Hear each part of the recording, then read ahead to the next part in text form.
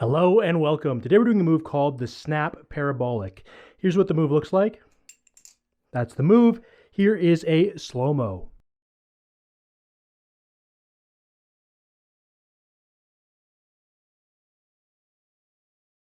All right, guys. So to get right into this one, like most aerials, this one is just, okay, set up, throw it in the right way, hope for the best, practice, practice, practice, and eventually get it.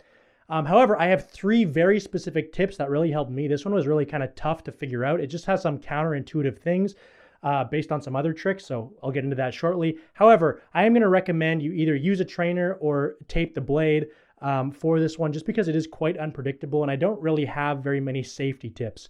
However, if you are feeling bold, all the best to you, sir. I salute you. All right.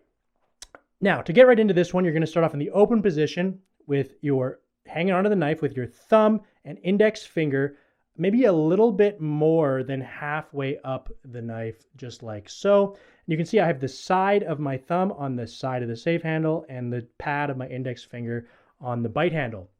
And as you saw from the slow-mo, of course, when you throw this up, there's going to be this kind of snap and twist. I'm going to talk about that in a moment. There's something very specific about that that's different than any other snap. But first, I want to talk about how this throw kind of feels. So you should be used to doing the basic aerial. That'll be in the description, which is basically one full rotation, right? So the knife starts here. It basically does a 360-degree rotation, and you catch it in the open position. And for this move, I'm actually going to pull out a pencil for illustration. So full spin would be I'm holding onto the eraser. It's going to do a 360-degree spin, and I'm going to catch the eraser. Now, this snap parabolic, this is how it feels. It feels like instead of doing a full 360, you do a 180. So you grab the eraser and you catch the pointy side. Okay, so that's how this feels in terms of rotation. So you're not doing a big whip or a big amount of spin. You're doing a little spin to get a half rotation.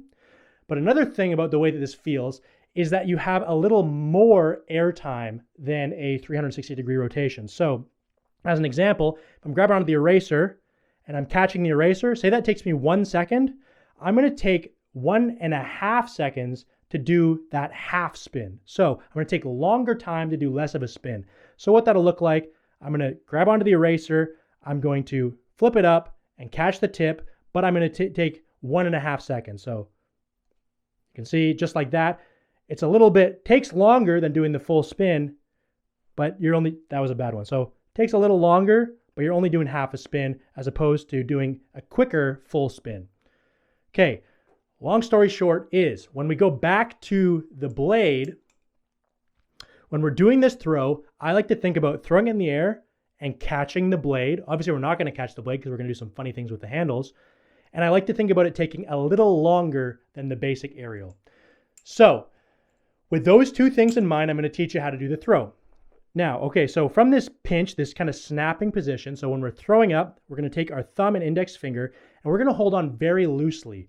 This is quite different than other snaps. For example, the black belt, which I have a tutorial on, which will be in the description, feels completely different to this move. The black belt, you have a lot of pressure, you really build it up, and you release it, and you do a powerful snap that spins the knife around.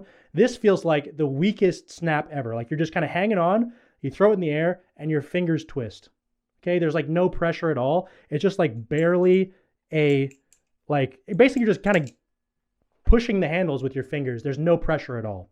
That's kind of how this one feels. So putting those three different tips together, one is, right, when you throw and do this snap, basically have very little pressure. Really, it should be called a twist.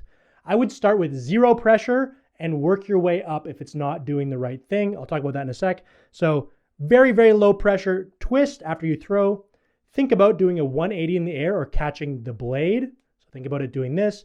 And you should take a little longer than a basic aerial, maybe 1.2 times, 20% longer or 50% longer in the air, right? So what that'll look like, something like that. One tip is you'll know you're very close if you only catch one of the handles in the reverse grip. So I'll try to do that. Something like this, where I just caught the bite handle in the reverse grip, sometimes the safe handle. you're very close because it's just a timing thing where maybe a split second earlier, the handles were together and now they're apart and you caught one. Or maybe in an extra split second, they would clink together and you would have caught both. So there you're really on the right track, just timing. And what you want to do is, while this is in the air, you can obviously see it from the slow-mo, etc., is you'll know you're doing the snap right if when you throw it in the air, it does this ballerina where the bite handle is actually down, the safe handle is spinning around like a ballerina, and it gets to right about here, and then it does a kind of weird flip thing. Honestly, I don't really know exactly how it all works, but that is kind of how you'll know you're doing it right, is if when you're throwing it, it does that kind of, you'll see that ballerina motion in the air, and then you're like, oh, I'm on the right track. So those are the main things. Practice, practice, practice, and you will get this one. Thanks for watching. Peace.